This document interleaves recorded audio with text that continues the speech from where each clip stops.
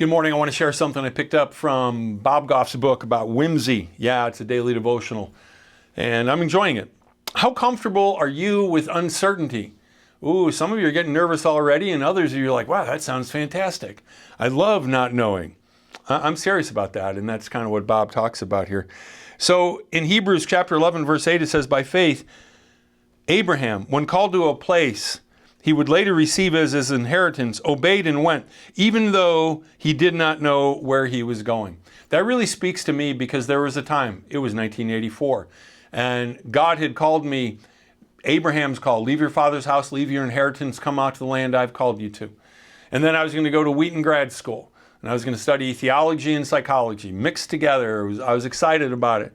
And then I got malaria in Nigeria, and so when I came home, I was like, man, I think I can go to school, but the final night, Sunday night before class started on Monday, I'd already moved in. I just hit a wall and I realized I was in no condition to do grad school. And I was right. I was absolutely right.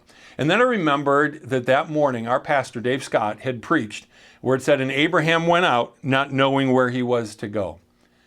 That's hard. And for the next several months, I really thought I was either going to go to the Philippines and work with World Relief teaching English as a second language to Cambodian refugees, or I was going to go to Wheaton grad school. I couldn't make up my mind because there was a third option, but it wasn't until late November, almost 3 full months later, that third option opened, and that was to become the youth and missions pastor at my home church. So some of us have a strained, I didn't like that ambiguity, but I'll tell you what, life is filled with uncertainty. See, some people like all their ducks lined up, alphabetized, yes, and even labeled. Yeah, that's not quite me. I'm not there. Bob Goff says that he's got some friends. See, because let me just say this, we can't forecast the future. We can look at our weather app and it can be way off. We all know that. There's so little that we know for certain, except relationship with Jesus. Make that your certainty. He goes on to say, though, he's got a few friends who love certainty, and they spend quite a bit of time organizing their lives and everybody else's life around them. That's not me, but that might be you. They were describing how wonderful they thought it would be to go into a room they saw advertised where there is no sound, no light, and that holds a salty, zero-gravity pool where they can float and experience complete sensory deprivation. They just thought that'd be fantastic. Bob's like, they're grinning and rubbing their hands together, just all excited about it, and he's just like, he can't think of anything that he would like to do less than this. No interaction, zero gravity, floating in an abyss. He's kind of like, that's Dante's 9 circles of hell to Goff, and I'm not sure that I'd be into it. I wouldn't mind trying it, just for a little bit. No, he would rather be left in a darkened ambiguity room and have someone whisper to me, there might be someone in the room with you, before they locked me in. Just imagining the countless possibilities that were there. So we're different. We have a different relationship with uncertainty, with ambiguity. But he says his wife, on the other hand, he always refers to as Sweet Maria.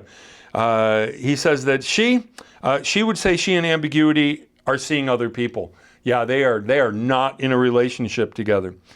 But the only thing is that the only thing that's going to be certain is someday we're going to be at Jesus' feet. Someday we're going to get to express our gratitude and our love to him, but also maybe have a delightful and difficult conversation about some of the things that are complicated and unpredictable about our lives. That's the reality of the life that we live. We don't get to find out in advance how things are going to work out. If God wanted to make everything in the future plain and fully transparent to us now, he could. But rarely does he. But God does guide us. He really does. I've just been saying recently, the amazing thing to me is that most of the big changes of my life, either he spoke a word through Scripture or somebody invited me to do something. So be open and embrace what you don't know, but just know, hold on to Jesus, let him walk through the valley, the mountaintop, whatever it is, the roller coaster. May Jesus go with you. God bless you. Have a great day.